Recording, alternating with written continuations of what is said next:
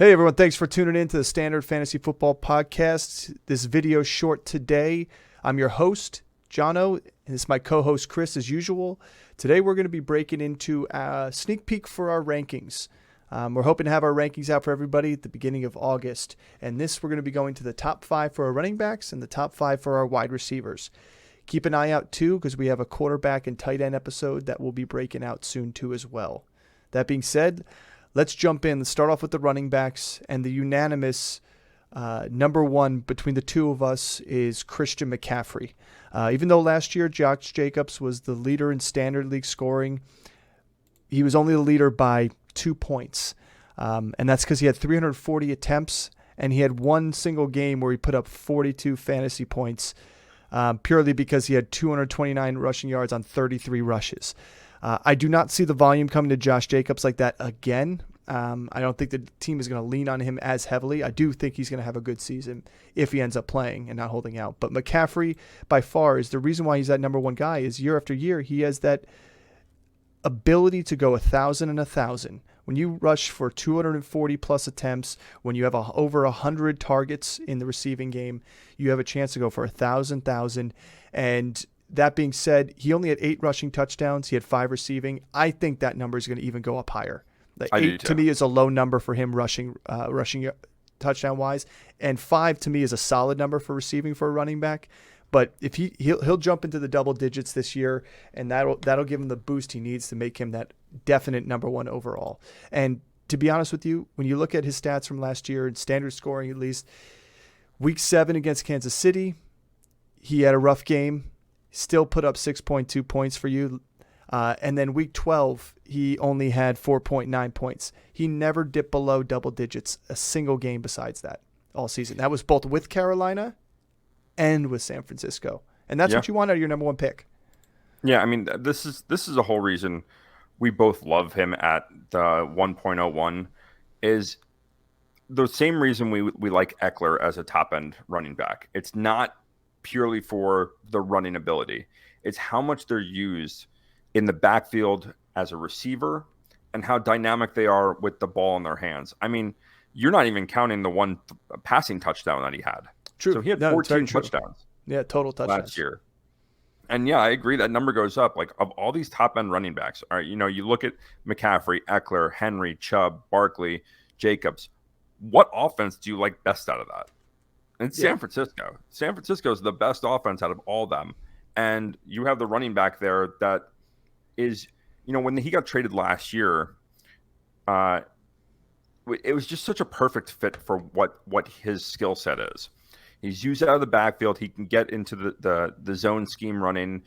They have athletic offensive linemen. Even though they lost some offensive linemen in the last 2 years, I still think that the whole scheme revolves around athletic guys at the guard position, at the tackle position. And they got, the best offensive tackle in football, probably the best athlete in football with Trent Williams. But they have they use McCaffrey like they wanted to use Debo. When we saw the 6-game stretch 2 years ago from Debo, how he was used out of the backfield as a runner, that McCaffrey's better than him. He's creates better mismatches. He's a better receiver out of the backfield. He can run the ball more effectively. Now, don't get me wrong, Debo is really talented, but you're going to see packages with Debo, Elijah Mitchell, and McCaffrey in there, and who's going to be lining up where. And because we like this offense, you have to love the running back there. I agree. He's a 1,000 guy, potential of a 1,000 guy. Well, I think he would have had 1,000, in my opinion, had Carolina gotten him off to a hotter start. If he started the full season with San Francisco, the potential was there. I mean, he's finished with 741 receiving yards. He wasn't far from getting 1,000. He had 1,100 rushing yards. So it was there. To me, could he have made up that 250 passing yards in 8 weeks with Carolina, I think it was? Yeah. I think so. I think easily. I mean, you break down that math, it's pretty simple for him to do that. Yeah, and everyone's saying, there's a lot of talk right now with Eli Mitchell cutting into his workload, but you look at when Eli Mitchell came back from injury and they started to phase him into what they wanted to do offensively. And even the games that McCaffrey only had 30 yards rushing, he's still at 80 yards receiving. and he was so heavily used there. And Mitchell was effective in those games too. So Yeah. I don't see why they can't both be used. No. And you saw Kittle being used, and you saw Ayuk being used. The odd man out was Debo. Well, that's why I put him as my bus candidate this year. Yeah, I think he's still going to be the. I think they may try and use him a little bit better, a little bit more, be more effective because he is dynamic. But I think that it's going to come in the passing game. I think his years in San Francisco being that rushing threat in the red zone are gone because they don't need it. Oh, for sure. They don't need it. Well, let's move on to our number 2 because our number 2 is also unanimous, and it's for the same exact reason. You've already mentioned his name. The same exact reason why we like our number 1 is a chance to have a guy that can go for 1,000, and that's Ekeler. Now he touchdown. Like exactly all he does touchdown is score touchdown. Now the thing is, Ekeler is yet to rush for 1,000 yards in his career. He's been over 910 yards 2 seasons in a row, both having at least 204 carries. So if he hits that 200 mark, he's guaranteeing himself pretty much 900 yards rushing, which is pretty good. I think if he gets himself 10 more carries, you get yourself to that 1,000-yard mark. But he went from 94 targets 2 years ago to 127 last year with 107 receptions. Insane. Right. But That's 4 years ago, he still had 108 targets and 92 receptions. So the past 4 years, this man has been gobbling up air yards. And I love it because it is so easy to get the ball in his hands. He's so squirmy. He's got that smaller frame, but built stocky. It's hard to take him down. And when he gets ahead of steamrolling, he's going. He's a fast little dude. And yeah, he finished 4th overall in standard scoring. So that being said, it was only by 9 points from Josh Jacobs that top 5 guys were all kind of stuck together a little bit. I don't think you could go wrong, even if you wanted to take him as your number 1, if you're a Chargers fan or if you just feel better about the Chargers this year. But unanimous, number 2 for me. This guy's going to get checkdowns. He's going to be used like they used Tony Pollard last year a lot. And I also think he's used more. Yeah, I think he's used more in the rushing. 50% of the rushing carries. Yeah, he's going to get 48%.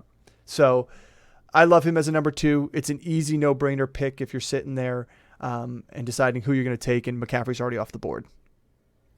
Yeah, I mean, again, you can whatever we just said about McCaffrey, you can say about Ekeler. Like, he's a dynamic receiver of the backfield, and this is an offense that likes to push the ball downfield. So you got Mike Williams, you got Keenan Allen on underneath routes, and now you got Quentin Johnson.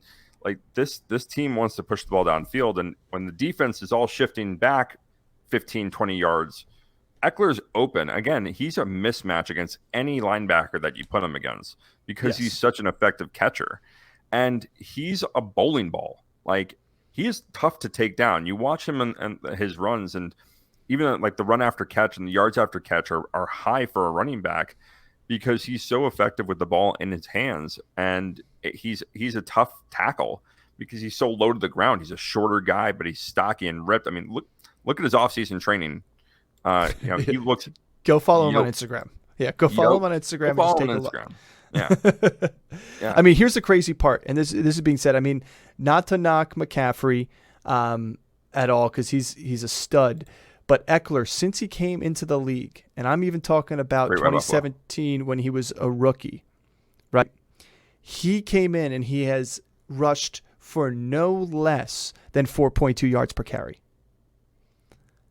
I mean, when you give a guy 200 touches and he does that, I mean, just look at people like Nick Chubb. You know, McCaffrey's done it too. He's had a couple shorter, ones than that. He was in the 3s for a season, but I think that was a tough season. That was an injury season. But still, when you look at Eckler's he was also numbers, on the Carolina Panthers. Yeah, but Eckler's just came in. There's a reason why he was an undrafted free agent. Melvin Gordon, first round pick, was ahead of him, and the Chargers said, "You know what? We're okay without Melvin Gordon. We got this guy." And I think they're gonna. He may be a free agent after this coming season, but I'll tell you what, they're gonna use him to win and win. I mean, he's had 18 and 20 touchdowns in the past 2 seasons, respectively. I fully expect him to have at least 15 touchdowns again this year. Yeah, I mean, that's the thing about him. He's going to score 12 plus touchdowns. And he's effective on the goal line too. Like, as a small guy, you think that he's going to get stuffed up there, but he's powerful. Like, he's low to the ground and powerful. He's going to get in the end zone. And then he has the receiving aspect of it too. I think that the offense that he's in fits better for a receiving back, but I think McCaffrey is the better runner. Mm-hmm. And McCaffrey's done 1,000-yard seasons rushing. Ekeler hasn't, but Eckler's receiving totals are significantly higher than McCaffrey. So yeah, I mean, I agree with you. Like, you can't really go wrong with one of these guys. Like, my preference is McCaffrey. Both of our preferences are McCaffrey, but like, am I mad that I go and get Ekeler at 2 instead of McCaffrey? No, like, I love Ekeler. He's a really, really talented running back, and he's going to win you weeks because he does score multiple touchdowns. He does get volume in the run in the passing game, and I don't care if a running back is going to only rush for 50 sub 50 yards. If he gets 70 plus yards receiving, you have all purpose yards. You know, if you're receiving points for every yard that they gain, I don't care where it comes from. Yeah, I agree. Volume and touches are the McCaffrey's most a better important passer thing. too. Yeah. Okay. Eckler's had passing touchdowns, I think, in the past. I'm sure he has. Derrick Henry's pretty good himself too. I mean, anyway, let's move on. Let's go to our number 3, which may surprise a couple people. It may be not this high on some people's boards, but to me, you and I both agree with this one too. In fact, I think you agree with all our top 5 is all the same. But number 3 is Nick Chubb. I think this guy, year after year, slept on. He was the number 5 in standard last year. He has been number 5, number 7, number 9, number 6, and rookie year was number 16 when he was not fully taking all the carries either. This man is the most efficient runner in football for the amount of carries he gets. And last year, he finally got himself 300 attempts, put up 1,500 yards. He has not been below 5 yards per carry in his career. He has not been less than 8 rushing touchdowns per season in his career. And last year, he also ended up getting his highest or second highest amount in targets and second highest amount in receptions. And he saw a boost in that. And now without Kareem Hunt there, and yeah, I believe like Jerome Ford, maybe some other people are going to get some opportunities to get some pass catching ability. And he's going to get some time off because you got to give the guy a breather. But that being said, there's no better pure runner in the NFL than this man here. And at number 3, I'm hard pressed for you to make an argument of why somebody else is going to be better, because to me, his floor is as high as it gets. Yeah, I mean, we both have said this in the past and on other episodes, is that he is the most disrespected player in fantasy football. He really is. Mm-hmm. I mean, and this is the best year. Like, people knocked on him because he's not involved in the receiving game. Like, he's going to lose touches to Kareem Hunt. Well, guess what? They cut Kareem Hunt. Yep. He ain't there. Yep. And look at last year. Kareem Hunt was there. Kareem Hunt was healthy, and Kareem Hunt lost touches. Yeah. Nick Chubb is that much better, and he's a good receiver out of the backfield. Does he get targeted a lot? No, but he is a good receiver out of the backfield. He's decent enough that, okay, get him with space, and he's gonna have explosive plays behind him. Like you said, he ran for over 1,500 yards. Yeah, his yardage is going to be up there. He can run for 1,600 yards. The offense is better this year. Yes. For as long as Nick Chubb has been a Brown, we have not seen an effective passing game from the Browns. With Deshaun Watson coming back and having a full offseason under his belt and them having an effective passing game, imagine what he's going to be able to do. If for the last 4 years he's been facing more stacked boxes and safeties playing down because no one fears Baker Mayfield throwing the ball deep, imagine what he's going to be able to do when he has 15 yards of open space before a secondary is there. Well, here, let me read this stat out for people to understand here. You've got a guy who led the NFL with 47 rushes of 10 or more yards. Led the NFL last year in that, 47 or more. On top of that, and stupidly scored a touchdown against the Jets. Well, his yards per carry, expected yards per carry based on the offensive line for the Browns last year was only 3.8 yards, and he still ran for 5.05 yards per carry on the season. And then, even top of that, out of the 1525 yards, 1177 of them were after contact, which was third in the NFL. This guy is a beast. He's a battering ram. And this guy is going to do whatever it takes to get the yardage and get in the end zone. And that's what you want from your top tier running back. This is the perfect guy for a hero running back because he stays healthy, relatively healthy for the whole season. He's the perfect guy if you want to go RB heavy as well. So I think you can't go wrong at the number 3 pick. And the thing is, he is dropping to the end of the first round, people. I've seen him go in the second round. Yeah. If you are in that 10 to 12, you're at the turn there at the beginning, he is dropping down. He's being drafted behind Bijan Robinson, who is an unknown, to be honest. He's drafted behind Jonathan Taylor, who now is a mobile quarterback. And it just blows my mind. I don't care if he finished 9th or 7th or anything like that in previous seasons. This man is an absolute stud. You know what you're going to get out of him, and you can rely on him week to week. Yeah. Yeah, the one other thing I'll add is imagine Chubb running in an RPO system. Yeah. Again, you're holding up the linebacker for one more second. That's all you need. Half a second. That's all you need. I think he can be. I really do think he can be the rushing leader this year by a long shot. Well, I mean, literally, he was third behind Derrick Henry and Josh Jacobs, and he was barely behind Derrick Henry. I think it was literally by maybe 13 yards or something.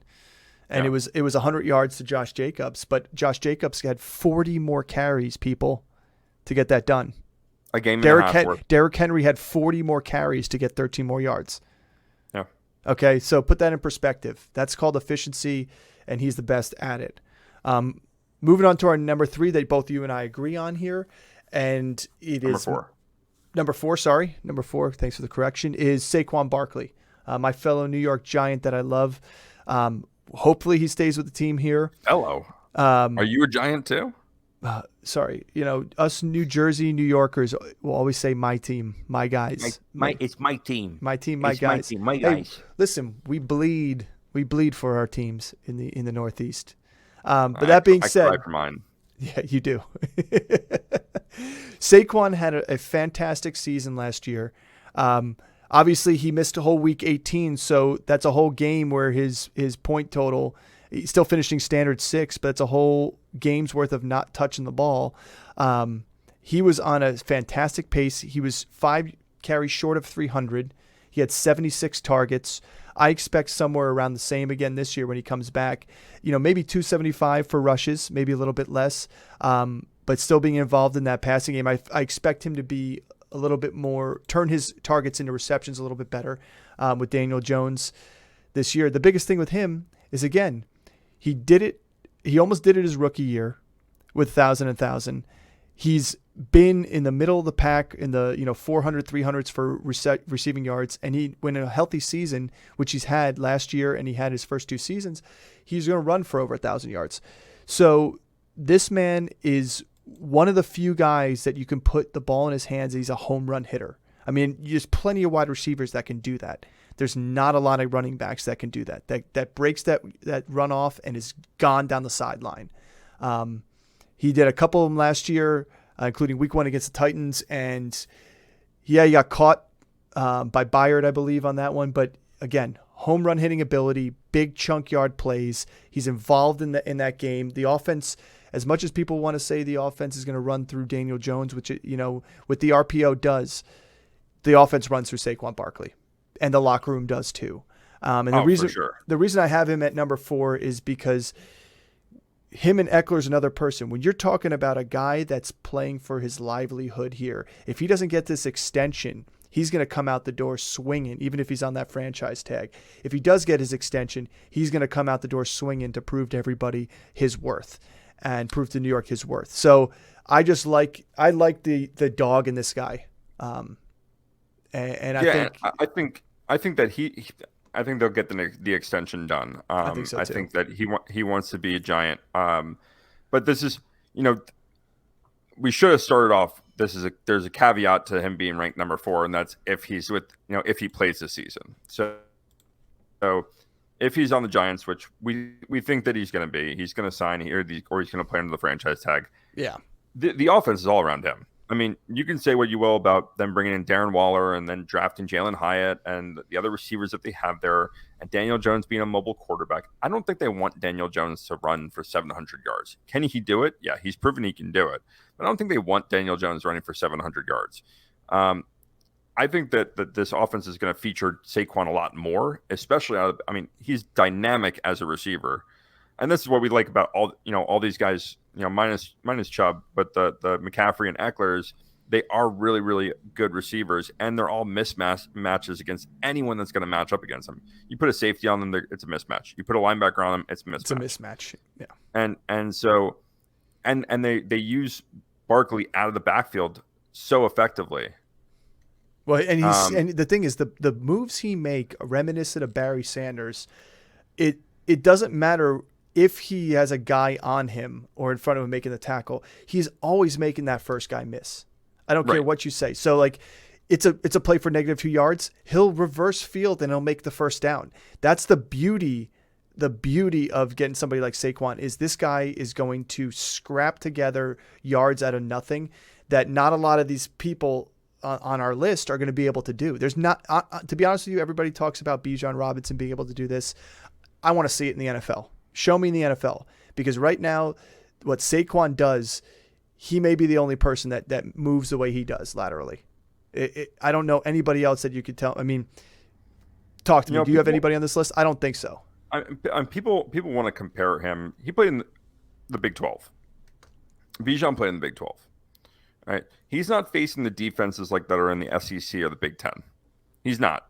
So people want to compare him to being, Saquon Barkley and Saquon did this in college. Saquon did it against really, really, really good defenses in college. Yeah. And he still doesn't look the same running away. Yes, I understand the dynamic threat that Bijan can be, and you can move him around. He can be like McCaffrey. He can be like Saquon and Ekeler, like in that fashion. But the way he moves is not the same as Saquon. It's really hard for me to put a rookie running back in my top 10 unless they're coming to a team which has the best offensive line in football. And Atlanta's offensive line is not a bad offensive line. But it's not like the Cowboys when Zeke came into the game. When Zeke came in the year before, DeMarco Murray ran for close to 1,900 yards. Yeah, exactly. And had 3 Pro Bowlers on that line. Yep.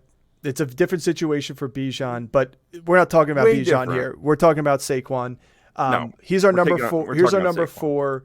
Let's wrap up our top 5 with our number 5, which is still the king, and that's Derrick Henry. Finished third last year in fantasy scoring for standard. The year before, he only played 8 games. He still finished 14th after playing 8 games, half the season. He finished first the year before that and second the year before that. The guy is going to touch the ball 300 times, and when he does, he's going to get yardage. He can fall for 6. That's the thing. Everybody says, you can fall for 5 yards. Well, he can fall for 6. He did get involved in the passing game a little bit more last year. And he can throw down defensive linemen. Yeah. He got involved in the passing game last year. Same thing goes. You give him a screen pass, and he gets ahead of steamrolling. It's hard to stop that. That is a freight train coming through. And no one wants to tackle him. The only reason I have him number 5 going into this year is the Titans are in a win now mode just because they are that fringe team in the playoffs. So it's not in a rebuild. So I know they're going to use this guy, but we're talking about a 29-year-old, 6'3", 247-pound bruiser that's been beat up. He can withstand. He could play the whole season. I'm just wondering if they're going to want to give him the ball 350 times again, or is it going to be closer to 300 times? And that's why he falls down my list too. Is like he's taken some bumps. He's 29 years old. The offense is not very good around him, and so they're going to rely on him getting just volume upon volume upon volume. Yeah, and I can't see him getting 350 more carries this year. I still love him here. Obviously, he's a top 5 running back for me because he is the most feared running back to tackle in the NFL. But this offense is out of the top 5 guys, he's on the worst offense by far. Yeah, I agree. And Well, he and to me, he he's is literally the entire offense. he's also a little bit more one-dimensional. I know he can catch out the backfield, and people knocked him that he couldn't do that. He can. He proved it last year. But when you look at these other guys, they're a little bit more dynamic. And when you get a stacked box against Derrick Henry, the Giants showed you can stop him. You can slow him down. You can win a ball game against Tennessee doing that. Whereas, like, you try and stack the box against Saquon Barkley, it may work for a first half, and he's going to come out the second half, and you're not going to know where he is on the field. Same thing with Ekeler, same thing with McCaffery. And then Chubb now, he's in the same boat. It's like you stack the box on him. He still finds a way to do it. But now you have a more dynamic offense that I think is going to open up the running game better for him, which is why I jump him up to the third spot for me here.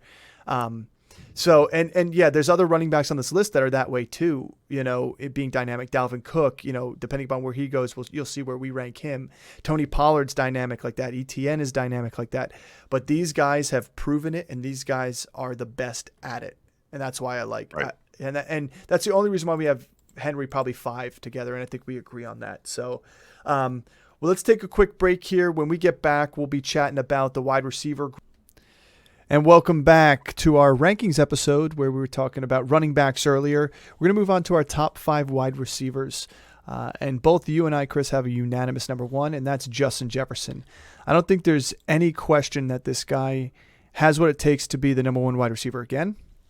In fact, there is a pathway for him to get better than he was last year because he has increased yardage by 200 yards each season. He's also increased his targets by 20 targets, to be honest with you, or receptions, not targets, sorry, receptions from 88 to 108 to 128. So he's gone not only 200 yards, but he's also gone up 20 targets per season, or receptions per season. His targets have gone up. You're saying he's going to break the receiving record this year. I think he can. I think here's the thing. There were some games last year where we kind of got lost, where he didn't really do a great job with the targets he had. And part of it was because he was dealing with some top end coverages. I mean, when he played the Jets, they kind of shut him down that second time. And a couple other weeks he got shut down. Jair Alexander shut him down the second time we saw him too. So if you take games like that where he was completely shut down, which I don't think should be the case, considering they now have 3 very capable wide receivers this year, plus the fact that you lose Dalvin Cook, as we were talking about earlier, that you now have to look at this guy as being a premier receiver on a high volume passing offense, in a guy who also the touchdowns were going a lot to Dalvin Cook in that red zone. That may change with the Alexander Madison being the starter there. Yeah, here's my one knock on Justin Jefferson. A lot of his touchdowns came on big plays, 20 plus yards. He's not a very big red zone target. Thielen was that. Now with Thielen gone, we don't know if KJ Osborne's going to be that. We don't know if TJ Hawkinson. What we do know is that Dalvin Cook's not there. So like you alluded to, this offense is going to go strictly to passing. I can't see a scenario where Alexander Madison is getting 250 plus touches or carries, let me say. He might have touches, but carries, I don't think he's going to have that. So this offense is going to shift a lot more towards passing, and they were already one of the premier passing teams in the league.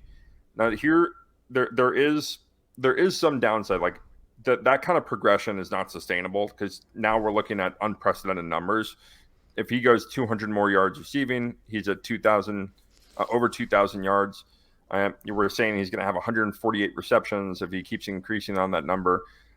So I think there is some plateauing. But like you said, there's TJ Hawkinson, Jordan Addison, KJ Osborne. I don't think teams are going to be able to scheme to just take away Justin Jefferson again. Yeah. And I think that might open up more things for him, especially in the big play. So, I mean, I love Justin Jefferson. He's unanimously the number 1. I think there are 2 other guys that can be in that discussion, but that's it. There's 3 guys in the discussion, and that's it for me. But Justin Jefferson could very well be the wide receiver number 1 overall by a long margin again. Well, here's my thing about him last year. He had 4 games last year where he was held under 50 yards, and they all came on low volume except for one of them early against the Eagles. So that's that week 2 against the Eagles. He had 6 receptions on 12 targets for only 48 yards. They did a good job of shutting him down there. But all the other games, 3 for 6 in receptions for 14 yards, 3 for 5 for 33 yards, 1 for 5 for 15, 4 for 5 for 38. I don't see those games happening that often. And to me, I think that was less on Jefferson, and I think it was a nod to the defenses, but I think it was a little bit more on Kirk Cousins and how that offense schemed against. And if you look at that, out of those games where he was down that low, they lost 3 out of the 4 of those games. So I think you see a correlation with the victories for the Vikings as well as his success in the air, through the air. So I think you're going to see a little bit of a change. I think there's going to see more games maybe where he's like 6 for 8, but he did that twice last year, and he was 6 for 8 2 games in a row against Miami and Arizona. He had 107 yards against Miami, 98 against Arizona. So no touchdowns on either of those games, but again, I think he's going to have a big uptick in touchdowns because he went 2 in week 1 against Green Bay, and he didn't have another touchdown for 5 weeks, I believe it was. No, 6 weeks till week 8. And I don't see there being that big of a gap again, in my opinion. That's kind of my one knock on him for who my number 2 is the number 2 is just volume, just the same, but he's a red zone threat. He scores a lot of touchdowns. And if he didn't get hurt last year, he could have been the number 1 too. I think that both the guys last year, my 2 and my 3, that we'll talk about, if they didn't have injuries to either themselves or to their quarterback, they could have been better than Justin Jefferson was last year. And the knock on him is that it's the touchdowns, right? It's he's not targeted in the red zone, so and he needs the big play to score. And he gets the volume, he gets the receptions, he gets the yardage. That's fine. In PPR, that's absolutely fine. He's going to be a monster in PPR. But this is also why you kind of alluded to, this is why I love running backs in the first round, especially in the top 5 picks, rather than going and get one of these wide receivers, is because even like the top 3 running backs, they're still going to post up 10 points. Like it's very hard for them not to have get to that 10-point mark. With wide receivers, they can get schemed out of a game. It's very easy to get schemed out of a game, especially if a team is just like, we're gonna let KJ Osborne beat me. We're gonna let Jordan Addison or TJ Hawkinson beat us. We're not gonna let Justin Jefferson beat us. And you saw it with the second Green Bay game when they played and Jair Alexander just shut him down, and Green Bay schemed to just get him out of the game. Like, let someone else have a big game. We don't care. Justin Jefferson is not going to beat us. Yeah. Well, I mean, I think we both agree he's the number 1 guy. I don't disagree with that. I feel like it also is tough to just say, hey, the 3 guys are going to give you 10 top 3 running backs are going to give you 10 points.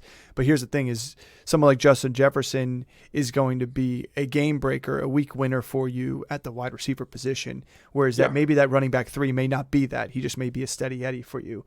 And we'll talk about my number 2 who actually falls into your number 3. And then we'll bring up your number 2 afterwards, which is my number 4. But Tyreek Hill is my number 2 here. Finished the season off with 119 receptions, 1,700 yards, and 7 touchdowns. All, I believe, was career highs in yardage for sure, and maybe receptions. Yardage was. Touchdowns was not. Touchdowns was not, but I think receptions and yardage were. And again, that was multiple games without 7 games. 7 games total without Tua. 5 games that Tua missed and 2 games where he got hurt early in the game. But that being said, he was still heavily involved, even with the backup wide receivers or backup quarterbacks. I think the wide receiver that took the biggest hit in those backups for a couple of the games, not all of them, was more Jalen Waddle. Because if you look at it, there were games of 15 targets, 13 targets, 14 targets. It wasn't until the week 3 and the last game of the season he had 5 or less targets in a game, and that's what you want out of your number 1 wide receivers. As many double-digit target games as you can get out of him, the better. And his reception percentage was pretty high in a lot of those games. Only missed 2 or 3 receptions. The big thing for him, he had 7 touchdowns, just like Jefferson had 8. He had a big gap again, 6 games in a row from week 2 to week 9 where he had 0 touchdowns. So same exact pattern as Justin Jefferson. So again, I think there should be an increase in touchdowns with him as usual. I think it's going to be hard to key just on him when you have Jalen Waddle. And you got to say that when you're picking Tyreek Hill or Waddle on your team is you are thinking 100% Tua is going to be healthy all 17 games of the year. You can't sit there thinking to yourself, well, I got to hinge my bets. I don't like him because it's all based on Tua's health. Well, yeah, that's true. But the goal here is that you're drafting a guy that's going to stay healthy himself as well as his quarterback. You could say that about any player on here. It's like, oh, I want to draft Ekeler or I want to draft CMC 1 overall, but I really hope he stays healthy. There's other running backs healthier for 17 more weeks, but they're not going to give you the volume and the value that those guys we're talking about here are. So injuries aside, he has a chance to go up over 1,800 yards and get near the 2,000-yard mark himself too, just because of how his big playability and deep downfield targets. I mean, even let's look at the seven games that Tua missed, and Tyreek Hill still posted up over 1,700 yards. You don't think that Tyreek could have gotten 250 more yards or 270 more yards, whatever he needed to get to 2,000? Over 7 games, absolutely. Over 7 games, and then throw in 2 touchdowns in that? Yeah. Like, he could have been the number 1 wide receiver without a doubt last year. So I do like him there. I have him as my number 3. But he's the other guy that I think can be the number 1 overall. If I were a betting man, like that's those 3 guys are who I'm putting my bet on. Like, I'm not looking for dark horses to come up and say, these guys are in the offense. They have the talent and they have the explosive play to have, to be able to be in that top discussion. A lot of these other guys might rely on having a miraculous season, look at like Jamal Williams from the running back position, having 17 touchdowns last year. Like, it's just abnormal, right? It's normal for Tyreek Hill to expect Tyreek Hill to go off for 1,500 yards in a season. It's normal to think that he's going to have 6+ touchdowns in a season. And to think that those numbers could go up with a healthy Tua is something that I would love to have. Like I said, he's kind of in that discussion for me. I do have him one spot down, and we'll talk about the next guy where why I like him more. But with Tyreek, you love this offense, and he's a mismatch nightmare. Like, it doesn't matter. Like, unlike Justin Jefferson and some of these other wide receivers, there's no cornerback that can keep up with him. Yeah. So, like, you can't man-to-man cover him. So, and he's so good at, like, extending the play, coming across the middle.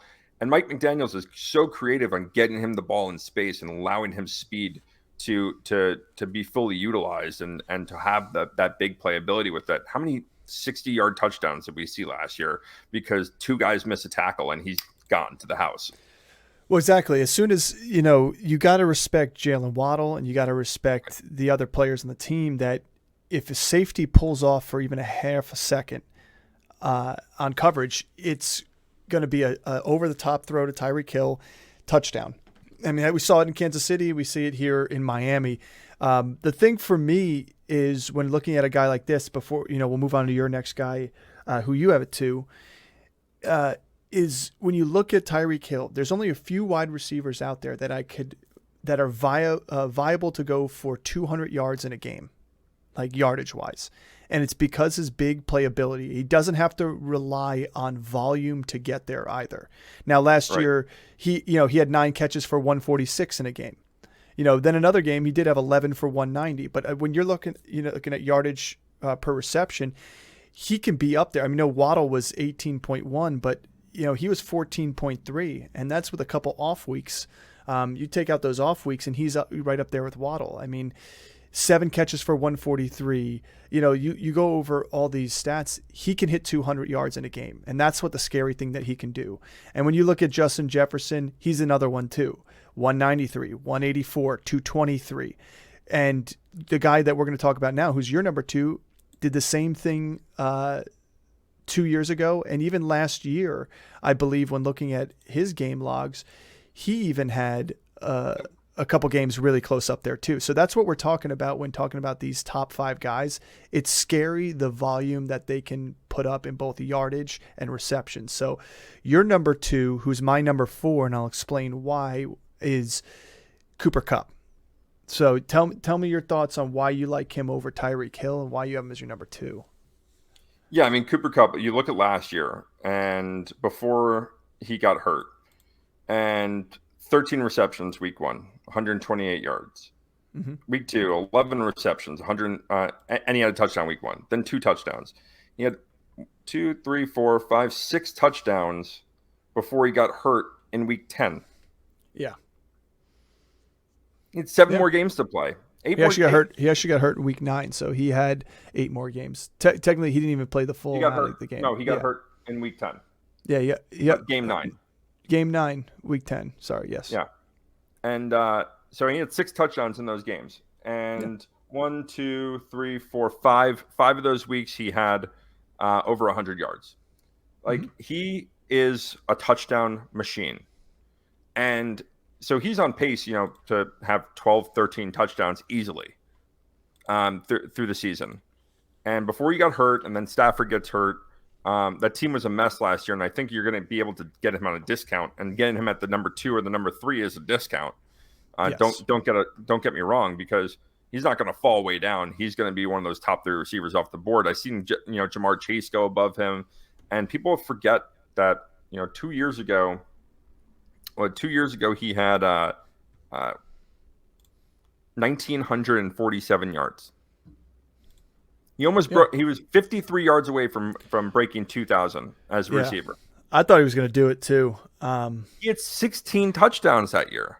It's tough to do. Yeah, 16 touchdowns is wild, but it's tough to do the 2,000 yards when you look at it, because week 4 he had 64 yards that year. He didn't go below 90 any other game. So you're talking about massive numbers. But again, we're talking about guys that have a chance to hit 200 yards in a week. And he had he posted a 163, a 136. That's a 156 that year.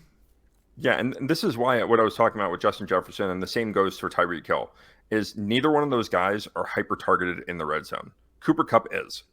Cooper Kupp is a red zone machine. And there's really no one else there. So we can expect, with a healthy Stafford, with Cooper Kupp coming back off his injury. I mean, he got hurt early in the season, and he only tore his ACL. So he should be back completely healthy coming back week 1. And he wasn't this explosive player.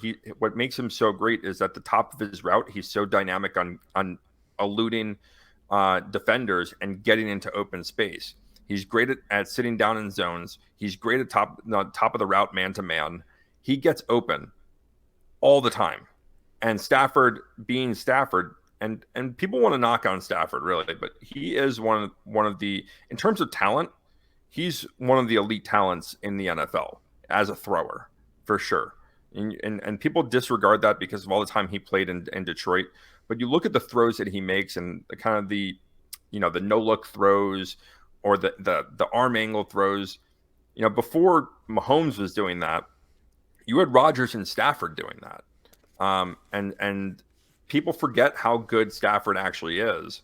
And when he has a healthy Cooper Kupp, it's not far-fetched to think that he's going to go off for 10 plus touchdowns easily, and then 1,500 yards easily, because he's hyper targeted. There's really no one there. Like, Van Jefferson's on the other side, Tutu Atwell. They drafted a rookie this year whose name is escaping me at the moment. And we do think that this team is going to run the ball with Cam Akers, but that's going to open a lot more for Cooper Kupp. If they're throwing the ball 30 times in a game, Cooper Kupp's probably going to get 15 of those targets. Yeah, so and the thing was, Cooper Kupp couldn't be covered anyway, even when there were, Robert Woods, in the back, and you had Allen Robinson, who really was just like somebody out there, a body. But it doesn't matter who they put out there. Cooper Kupp will still get the top coverage, but he moves around all over the place, and he can beat the top coverage because he's such a great route runner, and his ability at the top of the route to create separation is what does it for him. And that's what I think helps Matt Stafford out more than anything is he has a guy, it's not only a safety valve, but a go-to guy. He uses them in both aspects. So it's not like Cooper Kupp, if open, is going to get the ball. Cooper Kupp's getting the ball when push comes to shove and you need a safety outlet. It's not the tight end. It's not going to be the running back. It's going to be Cooper Kupp. One thing to note. Go ahead. Go ahead. No, go ahead. I want to finish with one comment. Yeah, well, the one thing I was going to be note when we're talking about, especially in standard league, PPR, obviously these numbers get crazy inflated. But in standard scoring, only the top 5 running backs scored more points than Justin Jefferson, Tyreek Hill, Davante Adams, like top finishers or wide receivers. Everybody after that, they were above. And when I say top 5, really it was the top 4 that had any kind of separation, if you consider that. But when you break down the amount of points per week difference between the number 4 running back and Justin Jefferson, it ended up being like literally a point a week difference. So when you're looking at a difference maker on your team, if that gets mitigated, if Justin Jefferson gets another 10, another 15 yards here, another 10 yards there, and a touchdown in this game, next thing you know, Justin Jefferson is better than, the top, everybody but the top 3 running backs. So it is okay to draft one of these guys 1 overall if you really have confidence that you want to have that guy on your team. You like that guy on your team. There's nothing wrong with going Jefferson over McCaffery or Ekeler. I mean, McCaffery last year, finished with 273. Justin Jefferson finished with 240. It's a 30-point difference over the course of 17 weeks. When you break it down that way, it's not a lot of points per week. So when we say these guys are special and these top 5 guys we have are in our top 5 for a reason, it's because they can score a lot of points for you in fantasy football on a week-to-week basis. Yeah, and I'm gonna spend the last couple seconds talking about my defense of Allen Robinson. Okay, I don't think it was Allen Robinson being there. I think the fact that everyone got disappointed that Allen Robinson was on the other side, and we all thought Allen Robinson was going to take some receptions away. The fact that Cooper Kupp still was hyper targeted with a talent like Allen Robinson on the other side, and even when OBJ was there, minus the Super Bowl, Cooper Kupp was targeted. High volume targeted every game. It doesn't matter who's on the other side. And that's why I love Cooper Kupp at my number 2 instead of Tyreek Hill, is that it doesn't matter. Tyreek Hill could be on the other side. Cooper Kupp's still going to get hyper volume thrown to him because he's always open, always. Yeah. And he catches everything. He has a very low drop rate as well. So that's my defense of Allen Robinson. Will rest at that, and that's only because I drafted him high last year and he disappointed me. He disappointed me the year before, and I drafted him high too. So, but he was also on the Chicago Bears, so there's that reason. But let me talk about who. So that is your number 2. Let's go to number 3 here, and my number 3. Well, this would be number 4. This would be number our consensus. Our consensus number 4. You have him ranked at 2 or 3. Well, I have him ranked at 5. Yeah, I have him ranked at 3. You have him ranked at. So technically, our consensus number 3 would be Cooper. Consensus number 3 would be Cooper Kupp. Consensus number 4 for us is Jamar Chase. I have him as my number 3. You have him as your number 4. To me, Jamar Chase, it's not that he gets slept on. I think, obviously, the stardom of Justin Jefferson is great, and Jamar Chase has been hindered with a little bit of injury here and there, especially this past season. But that being said, he still came out the gates as a rookie with 1,400 yards and 13 touchdowns. And last year, he only played 12 games. He had 1,000 yards and 9 touchdowns. So he bested Jefferson in touchdowns in 5 less games. Now, did I expect him to get 800 more yards in those 5 games? No. That's just ridiculous. So what I think, the thing about Jefferson that gives him a nod to me over Cooper Kupp is he does have the touchdown ability, but his quarterback gives me the nod. I just like Joe Burrow a little better than Matt Stafford in terms of getting the ball to Justin Jefferson, and that offense getting the ball in the red zone a lot Chase. more often. Jamar Chase, sorry. Getting the ball in the red zone a lot more often than the Rams are, because I just think the offense in Cincinnati is better than the Rams offense, even though 2 years ago they end up losing the Super Bowl to them. But again, I can have this, flip-flop 3 and 4, in my opinion, between Chase and Kupp, because the two of them are going to get the lion's share. The two of them are going to get great opportunities. The two of them are great catchers. Obviously, Kupp, I think, has a little bit better hands. But that being said, Kupp and Jamar Chase here, in my opinion, is going to get over double-digit touchdowns again, and I could see him being around 1,600 yards this year. Yeah, this is where I disagree with you on a couple of those points. And this is what I'll say. The same way that Travis Kelce is in a tier of his own, Cooper Kupp, Tyreek Hill, and Justin Jefferson are in a tier of their own. Mm-hmm. And there's everyone else after that.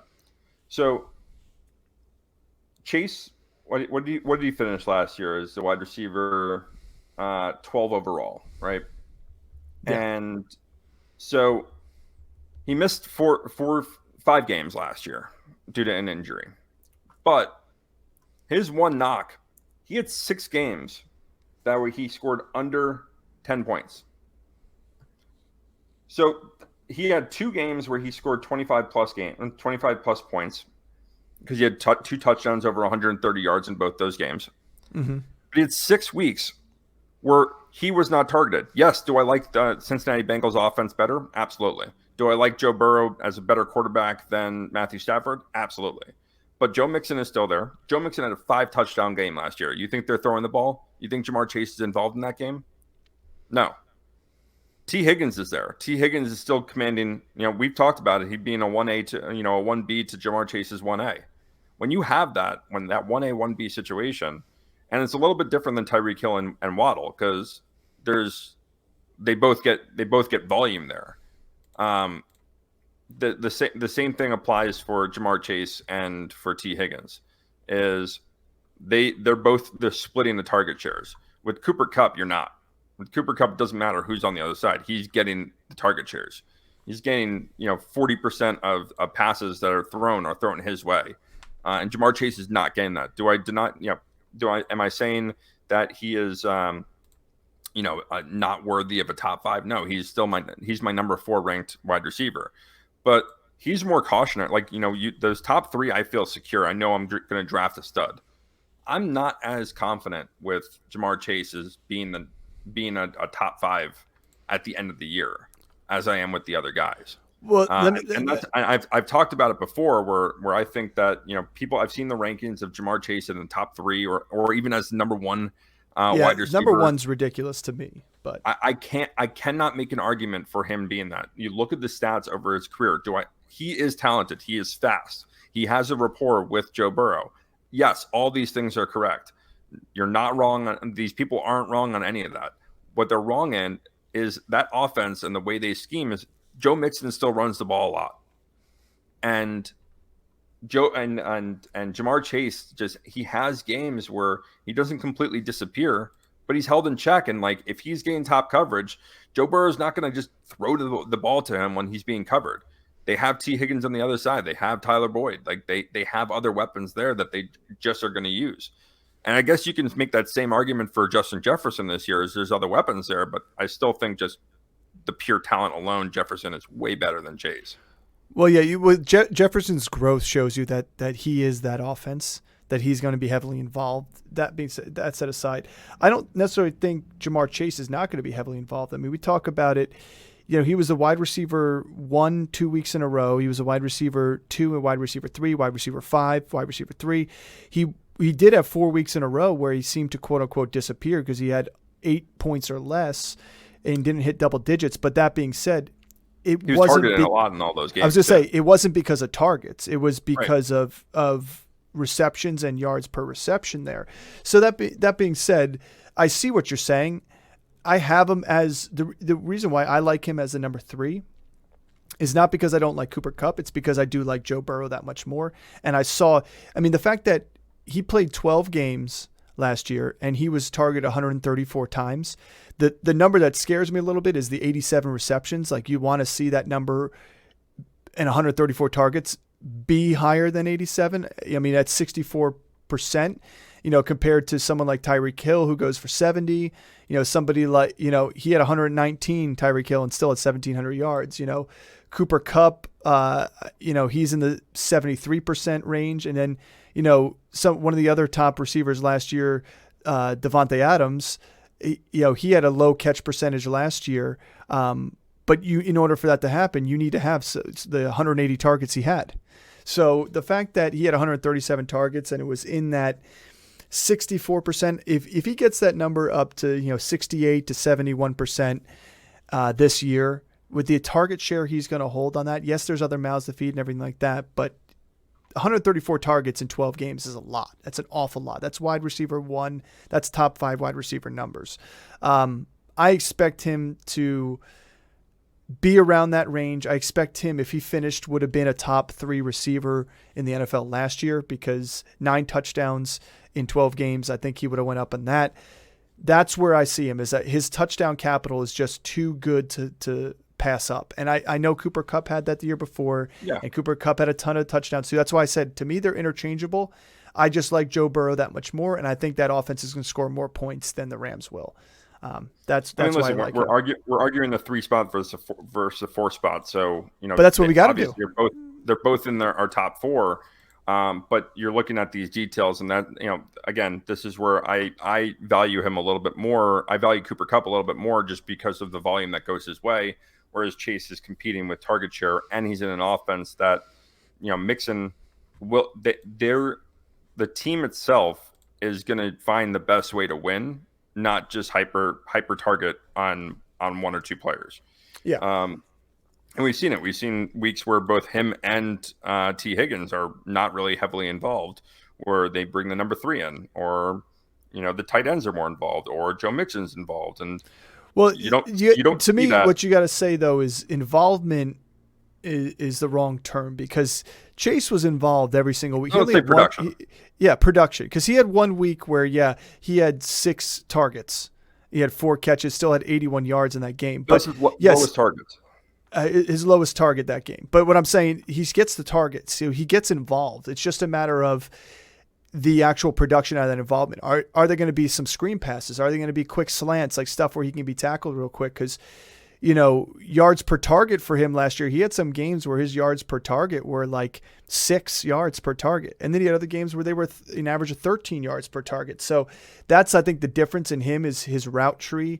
It can be short, it can be long, because of the talent around him, where people like Cooper Kupp and people like Justin Jefferson, they're running all of them.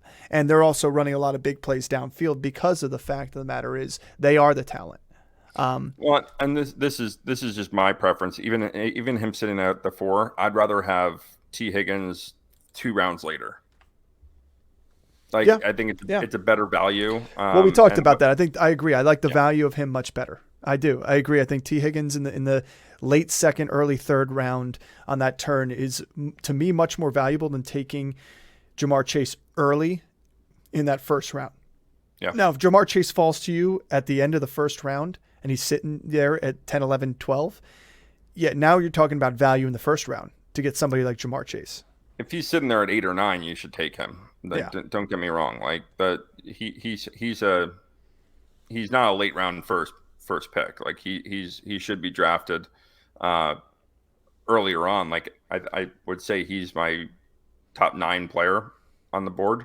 I think Travis Kelce, I'd put in insert him, and I probably have 4 running backs that are above him as well. But yeah, if I'm sitting there at the 9 spot and he's off the board, or he's not off the board, then I'm going to take him there. Yeah. Well, let's talk about our UNMS number 5 to close out this episode here. And that's a 6-time Pro Bowler, 3-time All-Pro Davante Adams. I think it's hard to ever take him out of the top 5, even with a season like last year where he had a 55% catch percentage. But when you're targeted 180 times, you get 100 catches, 14 touchdowns on 1,500 yards, you can almost guarantee that going into this season, he's going to have that volume. He's going to have that touchdown capital, and he's going and that's with Josh Jacobs having the best rushing year of any running back last year. So do you see, in your opinion, Davante Adams being up there again in the 150 to 180 target range and over 100 receptions? And do you see him hitting double-digit touchdowns for the fourth year in a row? The touchdowns might take a decline. He might be at the 9 or 8 to 10 range, I would say. But I just think he's too talented. I don't care if Jimmy G is throwing him the ball. Like, he's just too talented to just disappear in offenses. There's no Darren Waller there. We expect Josh Jacobs to have some kind of regression. And so that offense, they're probably not going to be a very good team. And so they're going to be behind in games. They're going to have to throw the ball. Jimmy G can throw the ball, and he can throw the ball all over the field, and he's great in play action. I think Davante Adams, again, he's high volume red zone guy. And you take away the other high volume red zone guy with Darren Waller, and now he's the only one there. I mean, Jacoby Myers isn't really a big red zone target. Hunter Renfrow is, but we saw his decline last year. I don't expect him to be anything more than a number 3 receiver there. So yeah, I mean, I think that, again, he's both of our number 5s. I can make arguments for other people there too. And the whole argument would be that Jimmy G is the quarterback and this offense is not very good, but just on talent alone, and production over his entire career, no matter who's thrown in the ball, he's been there. We thought that, once Derek Carr got benched, he was, Davante Adams' numbers were going to go down, and they didn't. That's why I like him there. I can't really make a strong argument for anyone else over him. I can make arguments for it, but they're just not very strong. Yeah, and I agree with my sentiment exactly is that you can argue Stephon Diggs, you can argue CeeDee Lamb, what you're arguing is potential for this season versus trying to argue away from consistency that you have gotten out of Davante Adams and the consistency that he gives to an NFL team. I mean, the fact that, in 2019, he only had 5 touchdowns. He played 12 games, had 127 targets, under 1,000 yards. He was injured for a little bit I think it was a foot injury. And Aaron Rodgers that season had an okay season. I think it ended up being something like 28 touchdowns. He was under 30. That being said, you give, say, 28 to 29 touchdowns passing to Jimmy G, under 30 in the same scenario. I still see Davante Adams getting himself 10 of those touchdowns. I just don't see it going to other people. I think the targets he's going to get peppered. I think it's going to be often, maybe not 180 targets, but for him to get back down to the 160, I think is huge. And if he gets back up to his catch percentage, which I think the accuracy issues of Derek Carr aren't going to be there, he gets back up into the 70s, high 60s, 70 range, which he had 2 previous seasons with Aaron Rodgers, who's an accurate passer. I think you give yourself over 100 receptions. I think he gets back up close to 1,500 yards again and double-digit touchdowns. So to me, you don't need to have a Pro Bowl all-pro quarterback throwing him the ball for him to produce. Some other receivers that are below him on this list, I think, do. And that's why I keep him at the 5 spot. Yeah, I agree. So that being said, is our sneak peek for our final rankings. Our rankings should be out in August, and we will post a link up on all our social media and have a special release episode as well, where Chris and I are going to talk about our biggest discrepancies between our rankings and ones that we both agree on that maybe some other people don't agree on, especially some other of the professionals in the industry. Thanks for tuning in. Don't forget to like and subscribe. Professional. Other professionals is what I said. Don't forget to like and subscribe. Don't forget to click that notification button so you know when we drop our new episodes each week. Keep an eye out for our next episode where we're going to be talking about our quarterbacks and tight ends, where we give you the top 5 sneak peek rankings for our list there. And it's going to get interesting. Thank you all.